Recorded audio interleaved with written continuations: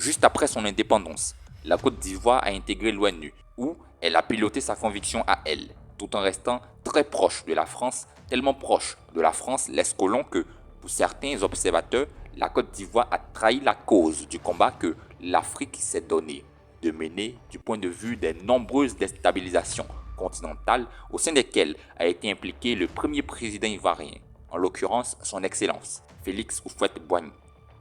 Cette vidéo vous montrera ce que d'autres observateurs internationaux voient peu de personnes savent sur l'historique du positionnement international, la vision géopolitique et la lutte menée par la Côte d'Ivoire depuis son indépendance et son entrée à l'ONU. Alors, installez-vous bien, prenez une feuille et un stylo, c'est parti.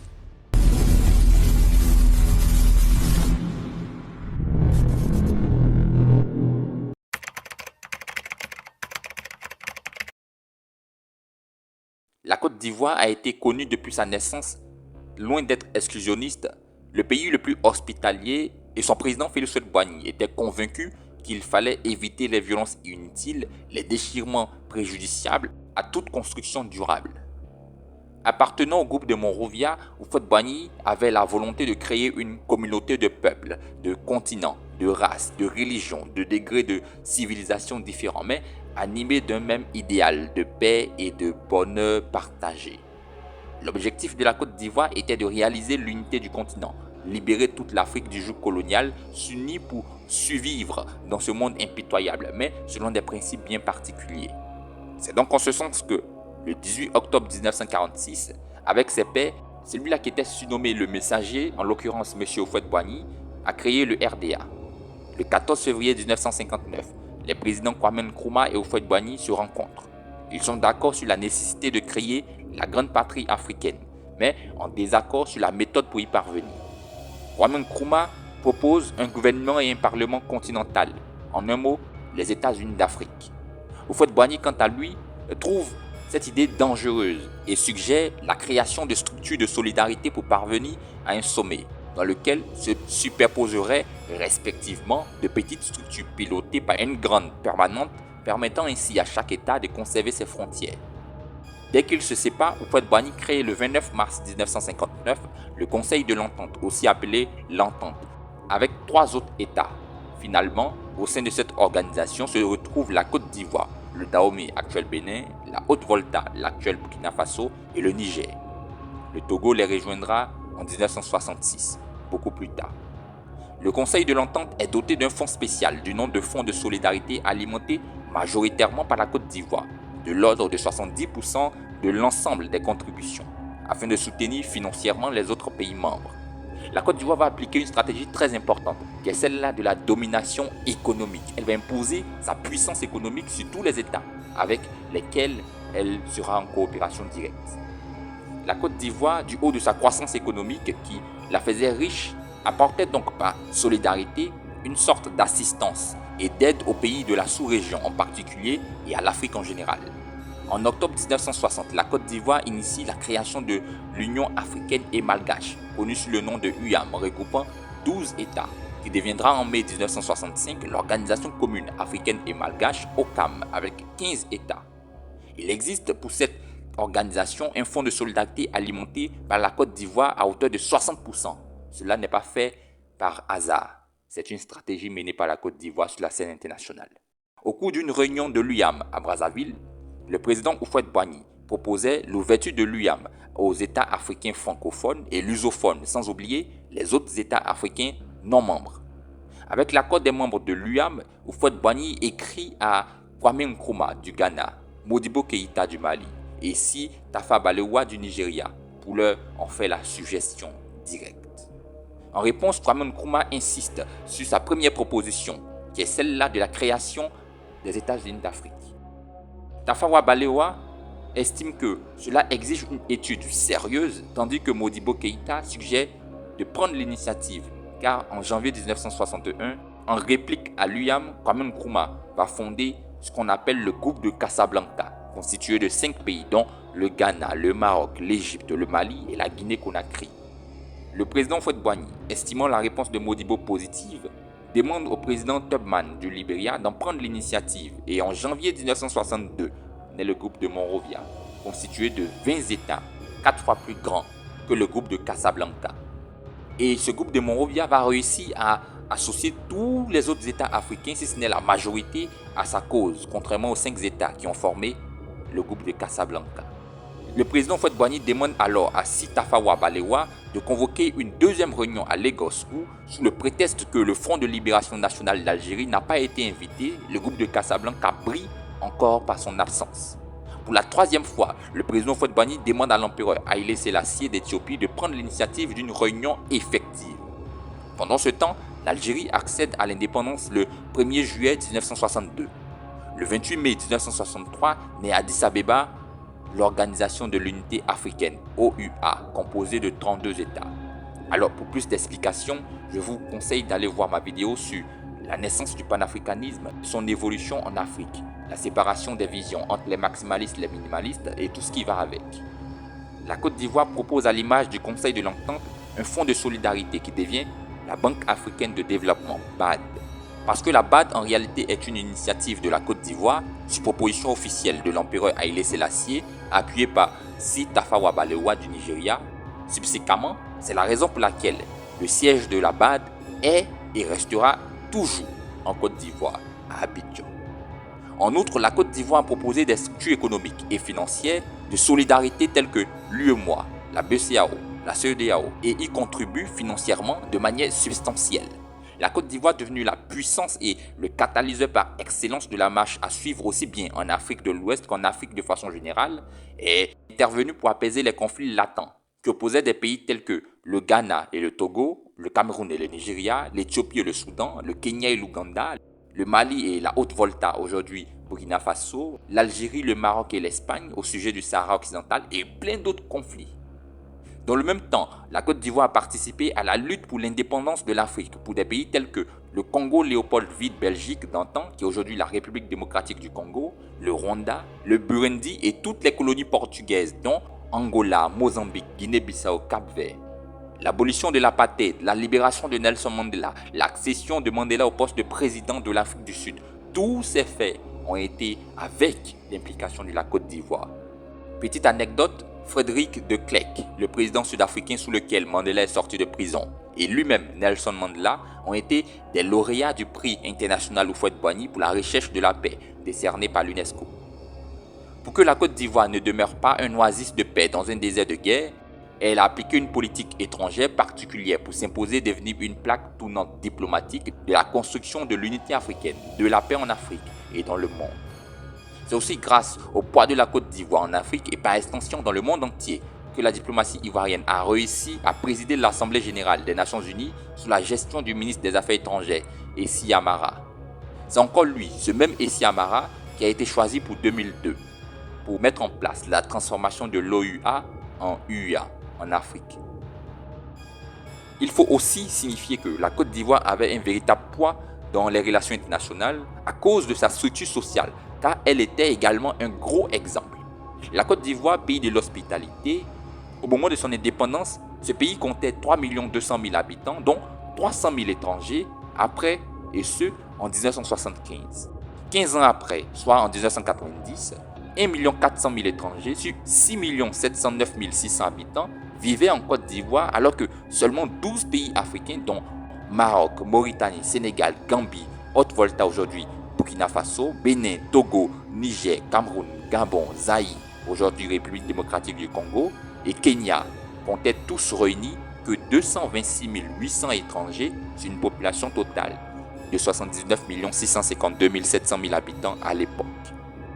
Et si l'on va plus loin, il est évident de constater qu'en 2003, la Côte d'Ivoire dénombrait 6 millions d'étrangers et le pays avait ainsi atteint le taux d'immigration de 37%, chiffre colossal, car l'un des plus élevés au monde, puisque venait ensuite le Sénégal avec 1,9%, le Niger avec 1,2%, la Mauritanie avec 0,9%, le Mali avec 0,7% et le Burkina Faso 0,3%. Même la France, qui disait avoir atteint le seuil de tolérance et qui expulsait les sans-papiers, avait un taux d'immigration n'atteignant même pas 10% à l'époque. La Côte d'Ivoire demeurait la patrie de la vraie fraternité et de l'hospitalité. Jusqu'en 1990, les immigrés africains avaient même des droits politiques que que des Ivoiriens ne possédaient pas. Ils sont électeurs et éligibles. Ils accèdent à tous les postes politiques et administratifs. La Côte d'Ivoire était l'un de ces rares pays du monde qui comptait des chefs de service, des ambassadeurs, des ministres, même des chefs d'état-major des armées non ivoiriens. C'est ainsi que la Côte d'Ivoire était perçue comme un modèle de paix, un arbre qui pouvait embellir le monde de ses beaux fruits. Mais, dans certains contextes, aussi bien hors de l'Afrique qu'en Afrique, la Côte d'Ivoire a eu des postures qui ont explicitement montré son obédience au reste du monde. Dans la suite de la vidéo, on verra 3 conflits hors Afrique dans lesquels la Côte d'Ivoire s'est impliquée pour apporter la paix. Quelles ont été ses postures et à chaque situation, on verra peu ou prou la vérité sur la posture géopolitique de la Côte d'Ivoire d'antan.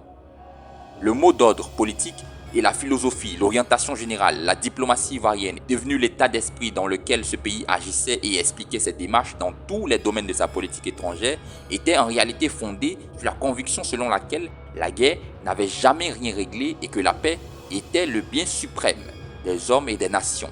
La Côte d'Ivoire s'est donc donnée comme doctrine fondamentale la tolérance, l'adhésion à la politique de coexistence pacifique avec pour méthode le dialogue.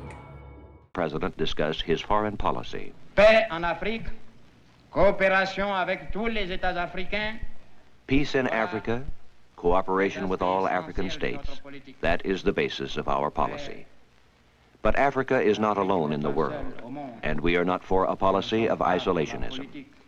The interdependence of peoples having become the golden rule, we have sought, since our accession to independence, to establish full cooperation with the countries which share with us the same ideals of freedom and justice and have faith, as we do, in democracy. Qui partagent avec nous des mêmes idéaux de liberté, de justice et qui ont foi comme nous dans la démocratie. C'est ainsi que, depuis octobre 1960, la Côte d'Ivoire, étant admise et reconnue aux Nations Unies, s'est trouvée face à de grands problèmes internationaux, mais les véritables épreuves pour la Côte d'Ivoire ont commencé en réalité en 1962, face à des conflits presque tous nés de l'équilibre de la terreur, la guerre froide entre socialistes et capitalistes, mais guerre chaude par interposition en ce qui concerne les missiles de Cuba, les problèmes de Chypre, de Cachemire, du Cambodge, du Sahara espagnol, du Yémen, de l'Indonésie, de la Malaisie, de Saint-Domingue en République dominicaine, mais surtout, la Côte d'Ivoire a été réellement et profondément impliquée dans la résolution du conflit israélo-palestinien d'antan. En 1961, c'est Maître Hassen Assouan Asher qui était l'ambassadeur ivoirien, délégué permanent aux Nations Unies. Grâce au pouvoir qui lui était conféré, c'est lui qui proposa ce qui deviendra la résolution 242 de 1967 pour la création d'un État arabe palestinien en règlement du conflit israélo-palestinien. On en parlera en profondeur dans les minutes suivantes. Mais ça sera 26 ans plus tard, soit en 1993, que cette résolution sera acceptée par toutes les parties. La Côte d'Ivoire a joué un rôle prépondérant dans la paix en Afrique du Sud avec le règlement du problème de l'apartheid, le règlement du problème des colonies portugaises en Afrique, du problème de la Rhodésie du Sud, aujourd'hui Zambie, la solution au conflit Sénégal-Portugal, paix au Rwanda-Burundi, règlement des conflits bilatéraux, Togo-Ghana, Mali-Haute-Volta, Nigeria-Cameroun, la paix au Biafra, au Zaïre, actuelle République démocratique du Congo, avec la guerre de Stanleyville. Quand bien même peu de personnes le savent, c'est en 1962 que la Côte d'Ivoire a présidé le groupe afro-asiatique pour aller négocier avec les présidents Kennedy et Khrouchtchev au sujet des missiles de Cuba pour éviter la Troisième Guerre mondiale. Et c'est depuis cette victoire que la Côte d'Ivoire s'est imposée dans le monde comme un véritable leader et s'est fait de nombreux amis. En 1964, sous la pression amicale de ses amis occidentaux, socialistes, latino-américains et afro-asiatiques, la Côte d'Ivoire a posé sa candidature au Conseil de sécurité après la déclaration de l'ambassadeur du Brésil qui disait « Les Nations Unies ont la chance de trouver, au moment voulu, le diplomate qui sait se débarrasser de tous les préjugés pour dire la vérité. L'heure de la Côte d'Ivoire est arrivée. » La Côte d'Ivoire était le pays chouchouté de tous et jalousé par certains. Suite au vote, la Côte d'Ivoire est élue avec 83 voix sur 91 votants. Elle siège au Conseil de sécurité du 1er janvier 1964 au 31 décembre 1965. Très rapidement, au cours du mois de juin 1964, la Côte d'Ivoire a assuré la présidence du Conseil de sécurité.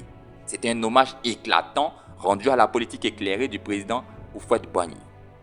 C'est donc convaincu que s'armer ou désarmer ne conduit pas à la vraie paix, que la vraie paix naît principalement du dialogue, que la Côte d'Ivoire, membre et surtout président du Conseil de sécurité, va résoudre la majorité des problèmes qui lui sont soumis avec maestria.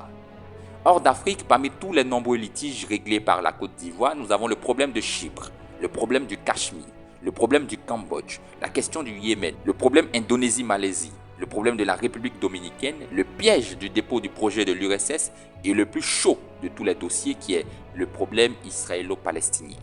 Dans cette vidéo, nous allons voir en profondeur uniquement quelques problèmes, dont le problème du Cachemire, le problème du Yémen, la guerre entre République dominicaine suivie de l'étrange projet déposé par l'URSS et finalement le conflit israélo-palestinien.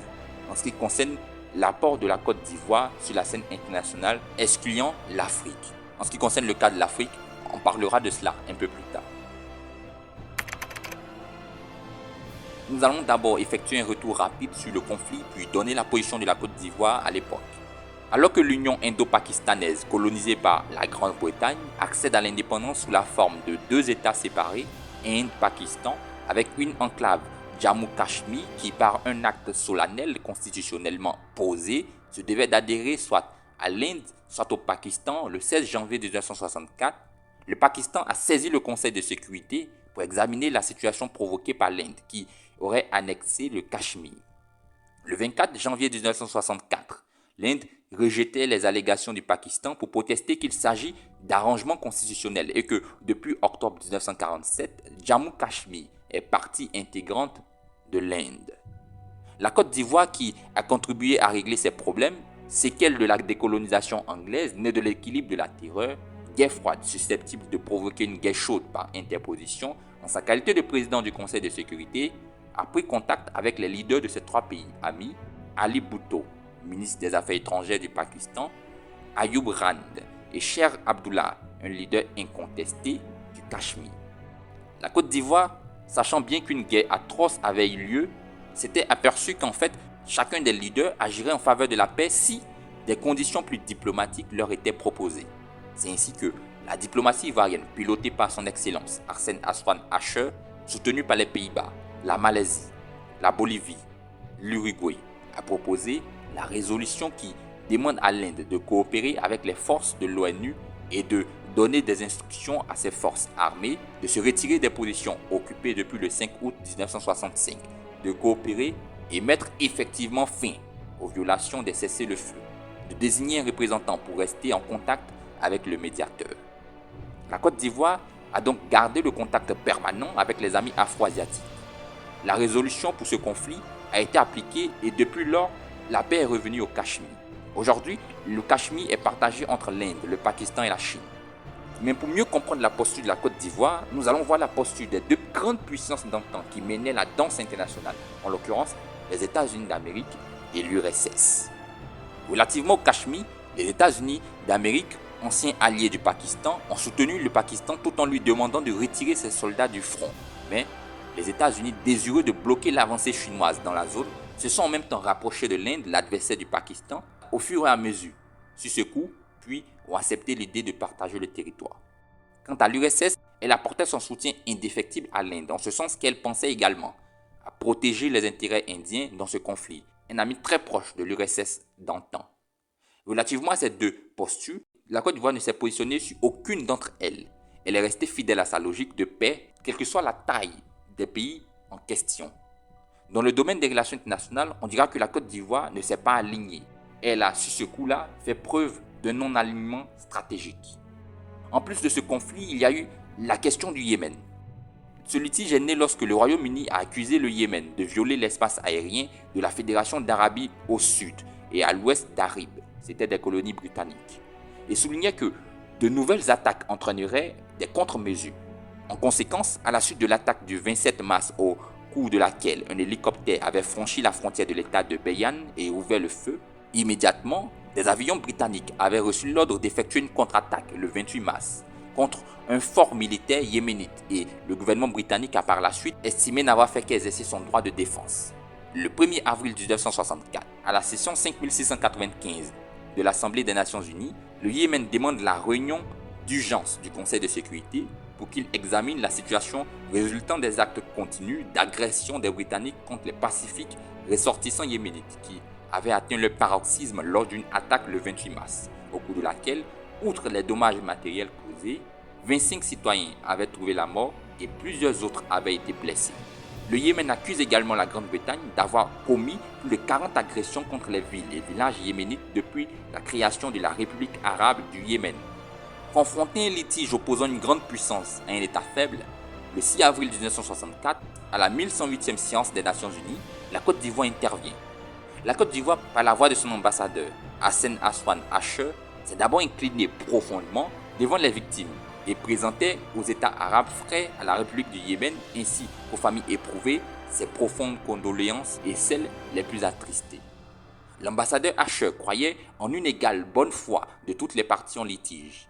Il existait certes une situation tendue à la frontière du Yémen, mais il fallait pour lui rester calme. Après les explications entendues d'un côté comme de l'autre, il avait vraisemblablement connaissance des sentiments d'insécurité et de perpétuelle inquiétude que ressentaient les États indépendants voisins d'un pays frère colonisé et où se développe une action terroriste et nationaliste suivie bien sûr de répression, qui plus est du fait de l'infiltration probable d'armes à travers la frontière du sud du Yémen. La situation était en réalité à un point de terreur et de nervosité tel que le gouvernement républicain, assuré d'une certaine imperméabilité aux frontières surveillées par les Nations Unies, organisait alors une vigilante surveillance. En fait, ce qui n'avait pas été vraiment avoué est que la contre-attaque britannique a fait effectivement plusieurs morts et d'importants dégâts de matériel qui, à l'époque, n'étaient pas encore évalués. Ainsi, pour une raison d'efficacité, la Côte d'Ivoire a invité tout le monde à se tenir à la question dont il a été saisi.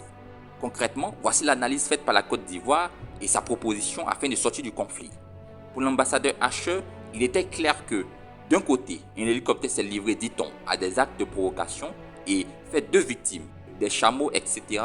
Et de l'autre côté, une contre-attaque était exercée par 8 avions contre un fort faisant 25 victimes humaines. Ces éléments étaient clairs. L'ambassadeur continuait en disant que ces événements n'avaient rien à voir avec le fait qu'on veuille réprimer et ne satisfait ni un principe de la légitime défense ni celui de l'examen absolutoire de provocation. Pour la Côte d'Ivoire, il était donc clair que le Conseil de sécurité devait donc condamner sévèrement le bombardement du fort d'Arib par le Royaume-Uni. Mais ce n'est pas tout. Le monde ayant appris également qu'à la suite d'une opération semblable, le 23 juin 1963, le Royaume-Uni a payé une indemnité pour des dommages qu'il avait causés, ce qui constituait incontestablement un acte de bonne foi appréciable. La Côte d'Ivoire s'est prononcée convaincue que le Royaume-Uni trouvera pour cette fois-ci encore les voies et les moyens de régler définitivement et ce, à l'amiable ce malheureux incident du 29 mars 1964 afin d'assurer une juste compensation pour les vies et les biens détruits des Yéménites. Ainsi donc, pour conclure, la Côte d'Ivoire a appuyé un projet de résolution qui regrettait et déplorait avec véhémence le bombardement du fort d'Arib du 28 mars 1964. Elle était prête à trouver une formule pour faire respecter la souveraineté, l'intégrité et l'inviolabilité du territoire du Yémen et condamner l'acte de représailles comme contraire au but que la charte de l'ONU imposait à tous. Suite au positionnement et cette déclaration de la Côte d'Ivoire, à la 111e séance tenue le 9 avril 1964, la décision a été prise par le biais du projet de résolution présenté par la Côte d'Ivoire elle-même, soutenu par le Maroc, qui a été adopté par 9 voix contre 0 et 2 abstentions, dont les États-Unis et le Royaume-Uni lui-même. Suite à cela, la tension a baissé et la paix a commencé à renaître au Yémen. Dans ce conflit, alors que le Royaume-Uni était profondément et fermement soutenu par les États-Unis, le Yémen était, quant à lui, appuyé de son côté par l'URSS et les 2 États continuaient leur bras de fer à distance. Sans prendre parti pour qui que ce soit, la Côte d'Ivoire s'est prononcée et a convaincu jusqu'à ramener la paix dans cette partie du monde. La Côte d'Ivoire a continué sur sa lancée de non-alignement. Alors que la République dominicaine est en pleine guerre civile depuis le 24 avril 1965, exprimée par une tentative de coup d'État, à la grande surprise du monde entier, le 29 avril 1965, soit 5 jours seulement après le début de la guerre civile, les États-Unis d'Amérique informent le Conseil de sécurité que les autorités militaires de la République dominicaine les ont avisés que la vie des Américains qui s'y trouvaient était en danger et que leur sécurité ne pouvait plus être garantie. Ils ajoutaient que le 28 avril, le président a donné l'ordre aux troupes américaines de débarquer pour protéger les citoyens américains et les conduire en lieu sûr. L'Organisation des États américains, OEA, s'est réunie afin d'examiner la situation dans la République dominicaine. Par un télégramme en date du 29 avril, le secrétaire général des Nations Unies, Mahathir Bhutan, conformément à l'article 54 de la charte de l'ONU, publiait la communication du Conseil de l'OEA. C'était un message à l'adresse de Emmanuel Clarizio, nonce et doyen du corps diplomatique, qui formulait l'ardent espoir que soient suspendues toutes les actions armées et hostilités vers cet État. Clarizio était prié de faire savoir au Conseil quelles étaient les chances de parvenir à un cessez-le-feu immédiat dans la zone. Le 1er mai, l'URSS a transmis au Conseil une déclaration de l'agence TASS, une agence de presse très importante dans l'URSS antique et aujourd'hui présente encore dans l'actuelle Fédération de Russie. Il était déclaré notamment que le 28 avril, le président des États-Unis avait ordonné le débarquement de troupes américaines, soit 1700 hommes, pour une intervention sous prétexte d'assurer la sécurité des citoyens américains en utilisant comme paravent l'Organisation des États américains.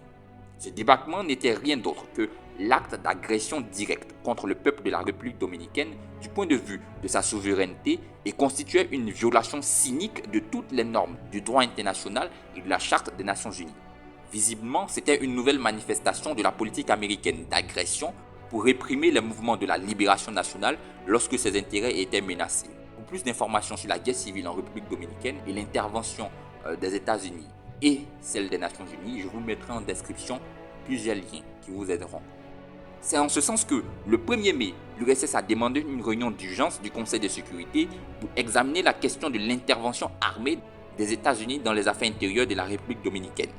Clairement, tout le monde était face à une guerre froide entre l'URSS et les États-Unis d'Amérique, deux superpuissances en République dominicaine. Mais la Côte d'Ivoire ne se laissera pas influencer.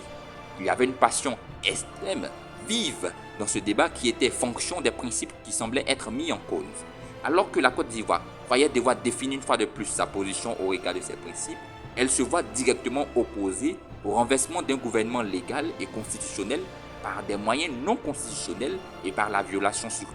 Cette position est restée immuable, quel que soit le lieu où se situe le problème, quel que soit le régime que le peuple de ce pays, dans l'exercice de son droit sacré de libre détermination, s'est donné. La situation à Saint-Domingue, capitale de la République dominicaine, résultant de la violence et de la violation qui sont des phénomènes normaux à ces événements, confortait la Côte d'Ivoire dans sa position qui est celle du progrès dans la paix. Mais l'autre principe aussi fort que le premier qui animait la position de la Côte d'Ivoire était le principe de la non-ingérence dans les affaires intérieures des autres pays. En un mot, aucun État n'a le droit d'entraîner sur son sol des éléments pour les envoyer créer la subversion dans un autre pays en vue de saper des bases légales et constitutionnelles sur lesquelles repose ce pays.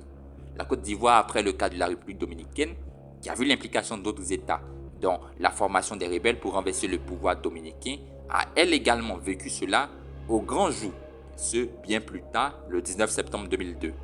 Pour tous ceux qui n'ont pas encore compris ces événements de 2002, j'ai fait une vidéo sur ce cas et je vous invite à aller la voir. Aucun État pour la Côte d'Ivoire n'a le droit d'envoyer des éléments organisés ou non organisés armés sur le sol d'un autre État, si cela n'a pas fait l'objet d'une demande du gouvernement légalement constitué. Sur cette base, la Côte d'Ivoire exigeait que tous les pays s'en tiennent rigoureusement à ces principes édictés d'ailleurs par la charte de l'ONU comme l'une des conditions principales du bon voisinage et par conséquent de la sécurité collective.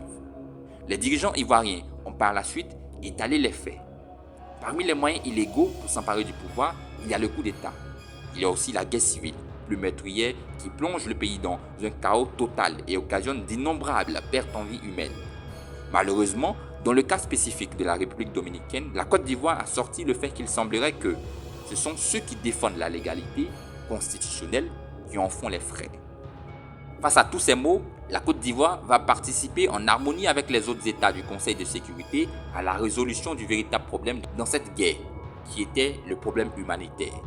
C'est en ce sens que le premier problème, qui était celui du ravitaillement en vivres et médicaments de la population prise dans une guerre civile, une population qui elle-même a subi des fléaux comme l'inondation, les tremblements de terre et consorts à cette époque, un accord a vite été trouvé et proposé, puis signé par par le colonel Tahamano, chef des révolutionnaires, préconisant l'évacuation des étrangers, l'élargissement de la zone de sécurité internationale à toutes les ambassades latino-américaines et la distribution à toute la population sans distinction aucune des vivres et des médicaments. Suite à cela, la Côte d'Ivoire s'est félicitée de voir apparaître les premiers signes d'apaisement car le colonel Tahamano, chef des révolutionnaires, a lui aussi lancé un appel aux Dominicains, leur demandant de s'assembler afin de reconstruire la nation, d'être sans haine en s'en remettant à la justice avec un grand J et à Dieu qui doit les guider. Il ne faut pas, a-t-il dit, que le nationalisme du peuple dominicain tourne à l'anti-américanisme. Il a aussi ajouté « Je compte et j'espère que les troupes des États-Unis quitteront notre pays dès que possible. » Mais l'URSS a présenté des amendements au texte révisé du projet de résolution proposé par l'Uruguay à la 1204e séance du Conseil de sécurité le 11 mai 1965. Le représentant à l'Uruguay a soumis un projet de résolution qui affirmait le droit du peuple dominicain à l'autodétermination, le cessez-le-feu en République dominicaine et plusieurs propositions pour sortir la République dominicaine du problème dans lequel elle se trouvait entre les deux puissances dont l'URSS et les États-Unis qui allaient déployer encore un bras de fer sur son territoire. Le préambule du projet de résolution de l'URSS a obtenu 2 voix pour, votées par l'URSS elle-même et la Jordanie, et 5 voix contre et 4 abstentions. Parmi ces États qui se sont abstenus, il y avait la Côte d'Ivoire, la France, la Malaisie et l'Uruguay. Le préambule n'a donc pas été adopté et le paragraphe 1 du dispositif a obtenu 1 voix, l'URSS elle-même, et 6 voix contre et 4 abstentions. Parmi les pays qui se sont abstenus, il y avait encore la Côte d'Ivoire, la France, la Jordanie et la Malaisie. Le deuxième paragraphe du dispositif a obtenu 2 voix, 1 voix de l'URSS et une autre de la Jordanie, 6 voix contre et 3 abstentions. Parmi les pays qui se sont abstenus, il y avait encore la Côte d'Ivoire, la France et la Malaisie. Finalement, les paragraphes du dispositif proposé par l'URSS n'ont pas été adoptés. Les amendements de l'URSS ont fini rejetés. Suite à cela, à l'ONU, le projet de résolution révisé de l'Uruguay qui a obtenu 5 voix pour, dont la Côte d'Ivoire, la France, la Jordanie, la Malaisie, l'Uruguay elle-même, et 1 voix contre, qui est celle de l'URSS avec 5 abstentions, n'a subséquemment rien résolu, car ce projet a vu ce que la Côte d'Ivoire craignait, c'est-à-dire l'arrivée du veto d'une grande puissance, en l'occurrence l'URSS. Mais dans le même temps, la Côte d'Ivoire, présidente du Conseil de sécurité, présidente du groupe afro-asiatique, a rencontré les acteurs pour que la trêve à Saint-Domingue se transforme en cessez-le-feu effectif. Ainsi, le 21 juin, le secrétaire général des Nations Unies déclarait que le cessez-le-feu était effectif et la paix est revenue après cette guerre civile en République dominicaine. Pendant que les États-Unis d'Amérique se prenaient pour les gendarmes du monde et sont allés jusqu'à envahir la capitale Saint-Domingue pour leur propre intérêt, et que de l'autre côté, l'URSS semblait s'interposer pour empêcher l'évolution et les actions des États-Unis pour l'URSS elle-même sur le territoire de la République dominicaine, la Côte d'Ivoire, qui sur ce coup n'a suivi ni les États-Unis dans leur invasion voilée, ni l'URSS dans son projet rival, qui est de s'interposer le plus vite possible entre les États-Unis et la République dominicaine, a avec tout sang-froid fait preuve d'une neutralité qui a séduit tous les pays d'Amérique latine suite à sa décision et son positionnement. La Côte d'Ivoire a encore fait preuve de non-alignement.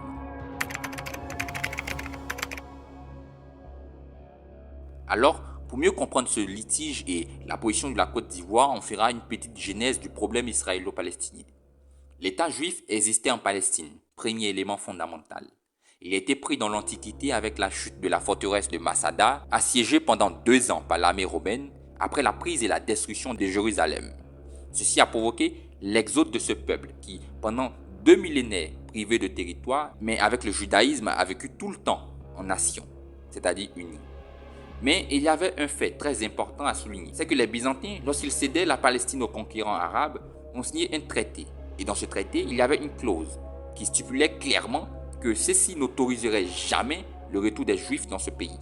Ces Juifs devaient, à travers le monde et au cours des siècles, connaître de dures épreuves, parfois inhumaines, qu'ils acceptaient, subissaient pour conserver la personnalité nationale, avec la possibilité de renaître en tant que nation dans le pays d'où ils avaient été chassés. Pendant 2 millénaires privés de territoire, le peuple juif s'est maintenu à travers le monde entier, en tant que peuple et nation unis, vivant principalement en Europe et en Amérique. Les Juifs menaient une lutte permanente pour la sauvegarde de leur religion qui leur conférait le triomphe final de la justice et l'espoir d'un retour. Mais pendant ce temps, le territoire était entre les mains arabes. Ainsi, le 14 mai 1948, l'État d'Israël est proclamé. Aujourd'hui, on a l'impression que c'est la dureté de l'administration israélienne dans les territoires occupés après la guerre des 6 jours qui est le problème. Alors qu'en réalité, tous ces faits ne sont que des légendes. C'est une image fausse issue de manipulation politique. Tout naît de la décision prise à la fin de la Première Guerre mondiale de permettre au peuple juif de renaître de son antique patrie. Ce sont les conséquences du refus par les Arabes de la résolution que la Côte d'Ivoire a présentée à l'Assemblée générale des Nations unies après la guerre des 6 jours, devenue la résolution 242 dont on parlera profondément tout à l'heure et qui se poursuit jusqu'au jour d'aujourd'hui, qui a mené et conduit la longévité de ce conflit. Ce problème israélo-palestinien est en réalité fondé sur les croyances religieuses des belligérants et les vérités écrites dans leurs livres saints.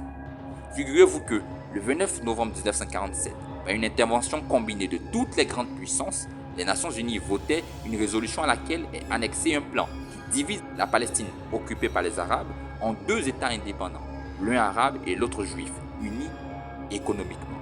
Une guerre s'ensuit entre juifs et arabes pour aboutir le 14 mai 1948 à un état de fait, la proclamation de l'État d'Israël, reconnue les 15 et 17 mai par les États-Unis et l'Union soviétique comme État naturel. Depuis lors, cette partie du monde n'a jamais connu la paix réelle. Les guerres succèdent à de courtes périodes d'armistice et la région est conditionnée par un facteur d'instabilité permanent qui satisfait au jeu d'équilibre des grandes puissances et qui leur permet de s'y infiltrer selon les liens religieux, puis d'asseoir leur influence, d'inciter les partis à engloutir toutes leurs ressources dans un armement coûteux et de s'aimer dans cette partie du monde une confusion totale au point où nul ne sait qui est l'ennemi de qui. Le Moyen-Orient est ainsi devenu un champ d'activité diplomatique où se retrouvaient toutes les grandes puissances.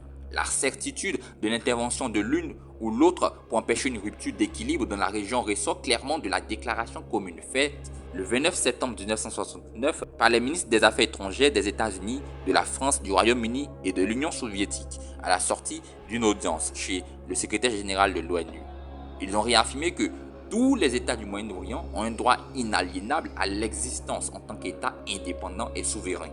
Malheureusement, dans la politique que ces grandes puissances mènent au Moyen-Orient pour maintenir l'équilibre, des centaines de milliers de vies humaines sont sacrifiées et les immenses ressources englouties n'entraient pas pour eux dans leur calcul de risque. C'est donc face à tout cela que, le 28 juin 1967, dans son intervention à la 5e session extraordinaire de l'Assemblée générale des Nations unies, la Côte d'Ivoire a fait sans succès des propositions tendant au retrait des forces israéliennes des territoires occupés et à la déclaration de la fin de l'état de guerre et de belligérance. Ces propositions ont servi de base à une résolution discutée avec les latino-américains puis présentée par eux, sans plus de succès. 6 mois après cela, cette résolution a été reprise par le Conseil de sécurité. C'est cette fameuse résolution 242 de novembre 1967 dont tout le monde voulait et veut aujourd'hui encore l'application. L'objectif de cette résolution, poussée par la Côte d'Ivoire et autres, se portait mais de l'idée selon laquelle il fallait créer un État arabe palestinien en règlement du problème entre Israéliens et Arabes. Mais c'est jusqu'en 1993 que cette résolution a été acceptée par toutes les parties. Les efforts de la Côte d'Ivoire pour prôner une solution pacifique dans les problèmes africains se justifiaient également par le fait qu'elle veut que soit évitée à l'Afrique et au Sud-Sahara la situation qui régnait et qui règne encore aujourd'hui au Moyen-Orient, en l'image du conflit israélo-palestinien. Mais ce que la Côte d'Ivoire souhaitait pour ses frères africains, elle le souhaitait aussi pour les autres. Elle exhortait les États frères et amis du Moyen-Orient à accepter le plan Rogers. Le plan Rogers était un accord cadre proposé par le secrétaire d'État des États-Unis, William Rogers, pour mettre fin à la belligérance dans le conflit israélo-palestinien après la guerre des 6 jours et la guerre d'usure qui s'en est suivie. Basé sur la résolution 242 du Conseil de sécurité des Nations Unies, il envisageait le retour d'Israël aux frontières internationalement reconnues avec une série d'ajustements minimaux en matière de sécurité mutuelle et avec une proposition pour la résolution du problème des réfugiés palestiniens. Pour plus d'explications, je vous ai mis un lien en description en ce qui concerne le plan Rogers. Afin d'entreprendre les pourparlers de Göring, un pourparler très spécial et dont je vous ai mis le lien en description, animé d'une volonté de négociation et d'un esprit de compromis afin que les discussions ne restent pas purement verbales, qu'elles ne soient pas dupe de l'ambiguïté des idées et qu'elle s'écarte de tout souci de propagande, surtout, pour la Côte d'Ivoire, c'est ce qui aboutirait effectivement à une solution juste et équitable pour toutes les parties intéressées ou impliquées dans le drame entre Israël et la Palestine. Telle était donc la position de la Côte d'Ivoire. Elle ne s'alignait pas avec la vision purement états-unienne ou soviétique qui était celle-là de défendre, de soutenir Israël, vaille que vaille. Dans ce territoire de la Palestine, où les hommes ont dit que Dieu a fait son apparition 3 fois avec Moïse, avec Jésus, avec Mahomet, parti de Jérusalem avec sa patronne Khadija qui devint après sa femme vers la Mecque. Ce territoire qui est la terre des élus, la terre bénie de Dieu, on ne devrait parler en Palestine que d'amour et de fraternité, et le sang coule. Ici, il y a une délégation de musulmans qui est venue me poser la question à savoir comment j'entrevois, moi, petit Oukoué, la fin de ce drame du Proche-Orient. Je dis, je peux vous parler en tant qu'homme, en tant que croyant comme vous. Moi aussi, je suis croyant. Il n'y aura pas de solution politique. C'est exclu. Il n'y aura pas de solution militaire. Je crois qu'on ne va pas s'engager dans la guerre de 100 ans. C'est loin ça maintenant. Tout est révolu. Il faut trouver une solution. Il me dit laquelle? Une solution spirituelle. Il faut que vous repensiez le problème de vos rapports. Sur le plan spirituel, mettez fin à cette lutte. Vraiment, quand vous voyez ceux qui vous opposent les uns aux autres, ce n'est pas une question de terre. La superficie est ridicule. On se bat pour le caillou du Golan. Hein? Est-ce qu'on ne peut pas éviter tout cela? Hein? Eh bien, je crois qu'un jour, on en arriverait là. Au-delà des nombreux combats, la Côte d'Ivoire a encore fait preuve de non-alignement. Elle a préféré défendre sa vision, ses convictions, qui sont celles de la paix et de la justice. Au-delà des nombreux combats menés par la Côte d'Ivoire sur la scène internationale, mais surtout loin de l'Afrique, en Afrique, il y aura de nombreux combats contre la colonisation, mais celui qui a marqué les esprits et qui a démontré la détermination de la Côte d'Ivoire est le dossier sud-africain.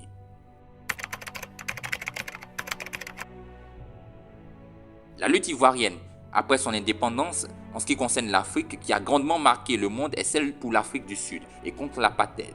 De 1946 à 1952, l'Assemblée générale des Nations unies examinait la politique raciale de la République d'Afrique du Sud, à la suite des plaintes de l'Inde et du Pakistan contre la discrimination dont sont victimes les citoyens d'origine indienne ou pakistanaise dans ce pays.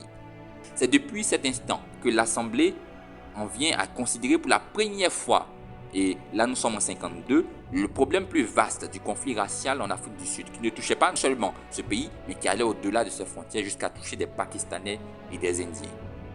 Le temps passe, 8 ans plus tard, nous sommes en 1960, et c'est là que cette question est profondément examinée pour la première fois par le Conseil de sécurité des Nations Unies, sur la demande de 29 États africains et asiatiques à la suite des émeutes de Sharpeville. Les émeutes de Sharpeville sont un événement très particulier, dont la compréhension sera très importante pour vous. Je vous ai donc mis en description un lien qui vous permettra de mieux les comprendre. Mais le fait majeur qui a marqué l'intervention du Conseil de sécurité cette année-là est l'admission de 16 États africains, dont la Côte d'Ivoire. Le 23 mars 1964, le comité spécial a présenté un rapport au Conseil de sécurité et à l'Assemblée générale. La Côte d'Ivoire et le Maroc saisissaient le Conseil de sécurité de ce rapport, appelant leur attention sur la gravité des nouveaux événements survenus dans la République sud-africaine. Des prisonniers politiques opposés à l'apartheid venant d'être condamnés à mort et d'autres étant menacés de la peine de mort. L'objectif était d'exiger du gouvernement sud-africain qu'il renonce à l'exécution des personnes condamnées à mort et qu'il mette fin au procès intenté en vertu de lois arbitraires et accorde l'amnistie à toutes les personnes emprisonnées, qu'il cesse subséquemment de prendre de nouvelles mesures discriminatoires et qu'il s'abstienne de toute autre action pouvant aggraver la situation. L'attention du Conseil de sécurité était attirée par le rapport du comité spécial qui lui demandait de déclarer que la situation dans la République sud-africaine est une menace pour le maintien de la paix et de la sécurité internationale et que le chapitre 7 de la charte exigeant la prise de mesures efficaces par les États-Unis, le Royaume-Uni et la France en vue de faire face à la grave situation du moment était de décider d'imposer des sanctions économiques conformément aux dispositions du chapitre 7 de cette charte. Pour être efficaces, ces sanctions devront être totales et appliquées par tous les pays et avoir le concours actif des principaux partenaires commerciaux de l'Afrique du Sud. C'est après que le Conseil de sécurité de l'ONU soit rentré en jeu que la Côte d'Ivoire et le Maroc vont s'activer. Suite à cela, un représentant du Maroc a déposé au nom de sa délégation et de celle de la Côte d'Ivoire un projet de résolution dont le dispositif tendait à ce que le Conseil de sécurité pose 3 actions concrètes.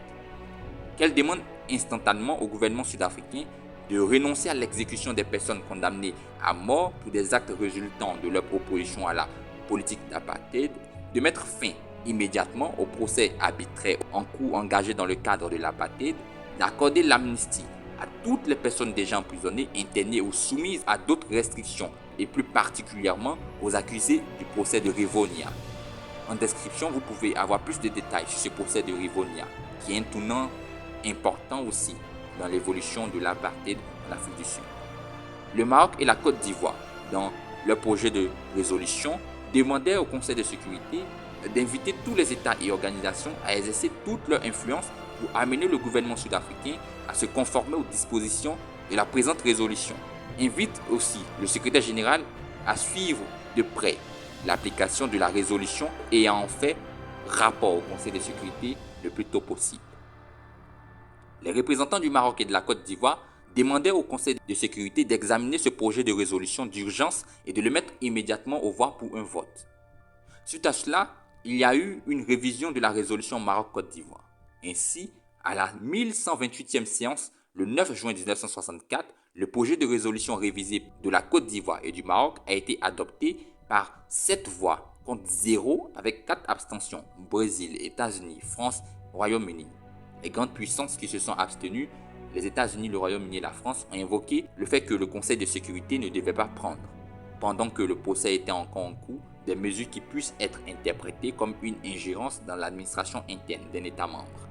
La résolution Côte d'Ivoire-Maroc, résolution d'urgence et préalable, adoptée au moment même où s'ouvre ce procès de Rivonia, le Conseil de sécurité a abordé alors la question du conflit racial en Afrique du Sud, résultant de cette politique d'apartheid. Subitement, et alors que les représentants africains, mais surtout ceux de la Côte d'Ivoire ne s'y attendaient pas, à la 1133e séance du Conseil de sécurité, le 16 juin 1964, le représentant de la Norvège a déposé le projet de résolution suivant dont la Bolivie était co-auteur afin de lutter ensemble contre l'apartheid.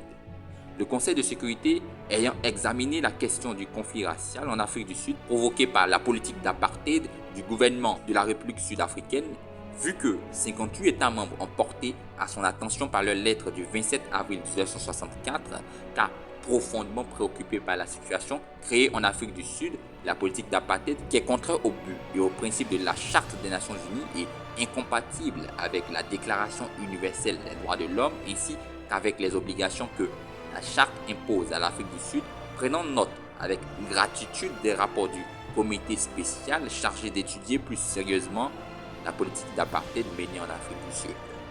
Ainsi, suite au rapport du groupe d'experts nommé par le secrétaire général, en application de la résolution adoptée par le Conseil de sécurité le 4 décembre 1963, rappelant les résolutions adoptées par le Conseil de sécurité les 7 août 1963, 4 décembre 1963 et 9 juin 1964, convaincu que la situation en Afrique du Sud continue de troubler gravement la paix et la sécurité internationale, déplorant par la suite le refus du gouvernement de la République sud-africaine de se conformer aux résolutions pertinentes du Conseil de sécurité, considérant aussi ces recommandations et conclusions, le groupe d'experts a dévoilé la République sud-africaine et ses lois qui appuyaient cette politique d'apartheid.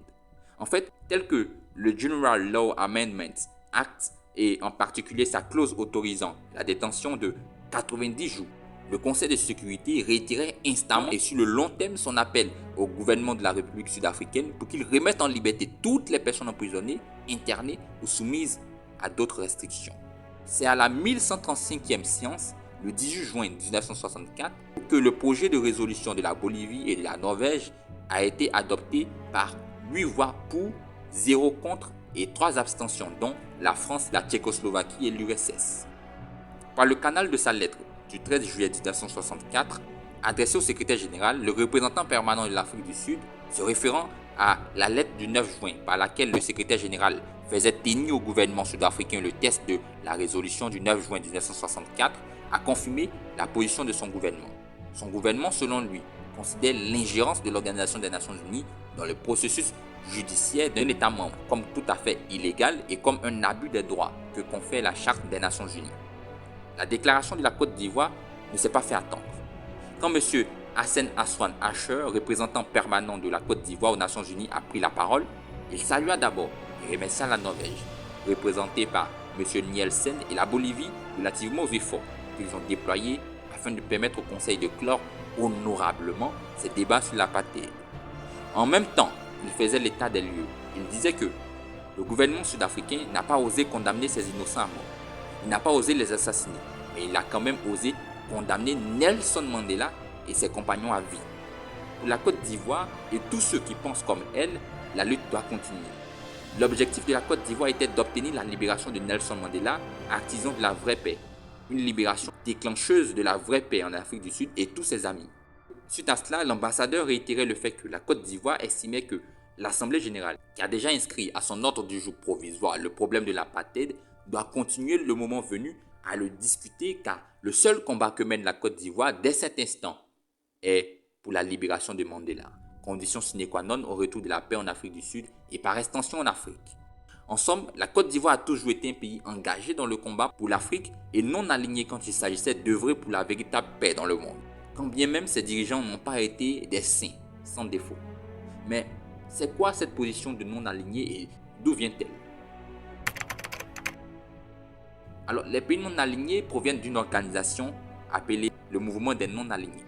La raison d'être du mouvement des non-alignés, sur la base de la définition dans la déclaration de la Havane de 1979, est d'œuvrer afin d'assurer l'indépendance nationale, la souveraineté, l'intégrité territoriale et la sécurité des pays non alignés dans leur lutte contre l'impérialisme, le colonialisme, le néocolonialisme, la ségrégation, le racisme et toute forme d'agression étrangère, d'occupation, de domination, d'inférence ou d'hégémonie de la part de grandes puissances et de blocs politiques, sans oublier de promouvoir la solidarité entre les peuples du tiers-monde. Le mouvement des non-alignés a son siège à Lusaka, en Zambie. Il regroupe aujourd'hui près des 2/3 des membres des Nations Unies et 55% de la population mondiale. Le mouvement des non-alignés est constitué de plusieurs membres assez importants à l'échelle mondiale, comme l'Indonésie, l'Inde, l'Afrique du Sud, l'Iran, ainsi qu'autrefois la Yougoslavie. Par contre, il y a des pays tels que le Brésil qui n'ont jamais été des États membres officiels du mouvement, mais ils partagent plusieurs visions de l'organisation et envoient régulièrement des observateurs à ses sommets. La République populaire de Chine fait également partie des pays observateurs. Ce mouvement de non-alignés est vraiment né suite à la déclaration de Brioni du 19 juillet 1956, proposée par Gamal Abdel Nasser, président d'Égypte à l'époque, Joseph Broz Tito, Sukarno et Jawaharlal Nehru, visant dans le contexte de la guerre froide à se protéger de l'influence des États-Unis et de l'URSS qui cherchaient à rallier le monde à leur cause. En un mot, les États membres du mouvement des non-alignés se devaient de ne pas suivre un État entre les États-Unis et l'URSS, mais de plutôt se positionner uniquement selon leurs convictions et leurs intérêts qui, à l'époque, étaient la préservation de la paix dans le calmement des compétitions entre les blocs et surtout dans l'accélération du processus de décolonisation.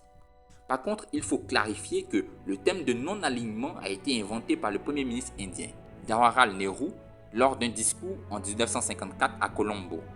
Dans ce discours, Nehru a décrit les 5 piliers à utiliser pour les relations sino-indiennes, qui finalement ont été pour la première fois mises en avant par le premier ministre chinois Zhou Enlai. Et ce sont ces principes qui ont servi plus tard de base au mouvement des non-alignés. Voici donc l'essentiel sur ce mouvement des non-alignés. Mais en description, il y a plusieurs liens qui vont vous permettre de comprendre en profondeur ce mouvement. Si dans l'esprit de plusieurs personnes, la Côte d'Ivoire a toujours été arrimée idéologiquement et d'un point de vue comportemental à la France, il faut comprendre aujourd'hui que cette Côte d'Ivoire tant critiquée a également, et ce, profondément lutter pour l'intérêt commun de l'Afrique et de la paix dans le monde de la plus belle des manières. Ainsi donc, nous sommes au thème de la vidéo. N'oubliez surtout pas de liker la vidéo, de vous abonner si ce n'est pas encore fait, mais de surtout partager la vidéo pour permettre à d'autres personnes de mieux comprendre et connaître la politique ivoirienne, mieux africaine. D'ici la prochaine vidéo, portez-vous bien et à très bientôt.